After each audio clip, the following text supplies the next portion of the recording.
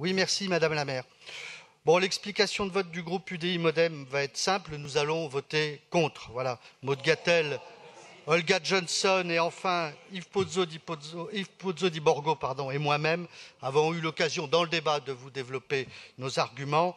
Nous ne le voterons pas parce que sa dépendance financière plus que jamais à un marché immobilier qui est le reflet d'une véritable bulle immobilière due à la raréfaction des offres, d'ailleurs à laquelle vous concourez consciemment ou inconsciemment, vous aura quand même rapporté 7,7 milliards d'euros depuis le début de la mandature.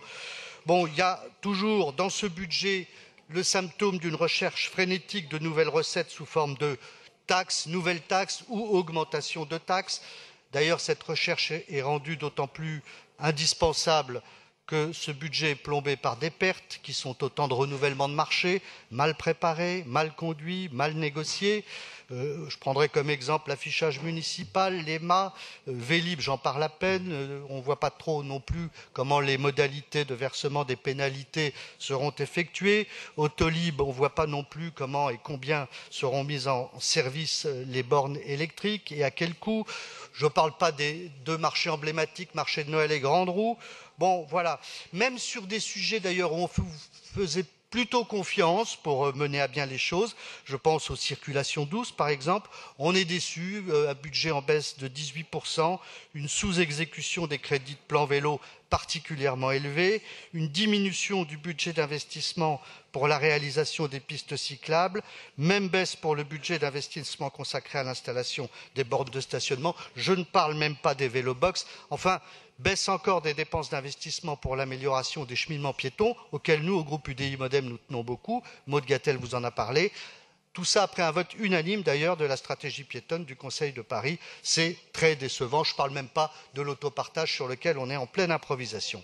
Alors le paradoxe, c'est qu'on a un budget de 9 milliards et demi. C'est le plus important, je crois, depuis le début de la mandature, voté par une majorité de plus en plus étroite et que ne votera pas d'ailleurs une opposition de plus en plus nombreuse. Voilà. Bien, je crois qu'il va être temps d'en terminer avec cette mandature qui aura réussi, c'est un bon résultat, à épuiser à la fois votre majorité et les finances de la ville. Voilà, ce 5e budget de la mandature est donc péniblement soutenu par ce qui vous reste de majorité. Après, je rappelle le départ de 3 de vos adjoints, et puis pas les moindres quand même, le premier adjoint, l'adjoint aux finances, l'adjoint chargé du Conseil de Paris et de la propreté. Alors on parle de soutenabilité financière souvent dans les discussions budgétaires. Là, c'est la soutenabilité humaine qui visiblement fait défaut. Ce rétrécissement politique pour la dernière année pleine de votre mandat nous a valu des trésors d'arguments sur une soutenabilité financière incertaine. En tout cas, c'est ainsi que nous le jugeons.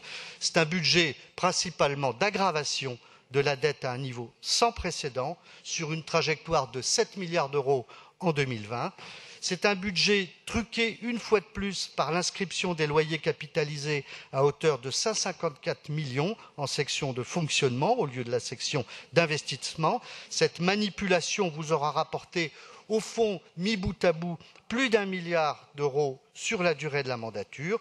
C'est un budget fragile tant il est tributaire des dotations, des réformes annoncées de la fiscalité locale, de la hausse de la péréquation, enfin bref, à la moindre secousse économique et financière, on pourrait voir sa solidité être ébranlée sérieusement. C'est la raison pour laquelle nous ne le soutiendrons pas. Néanmoins, puisqu'il me reste 1 minute, je vais simplement dire que tout n'est pas décevant dans le budget et qu'il y a une chose qui nous fait plaisir.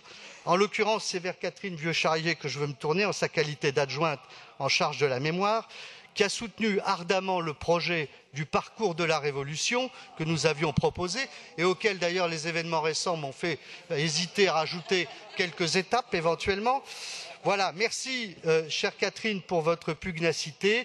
400 000 euros d'autorisation de programme, dont 250 000 euros de crédit de paiement dès 2019, qui seront dédiés à l'élaboration de ce beau parcours historique.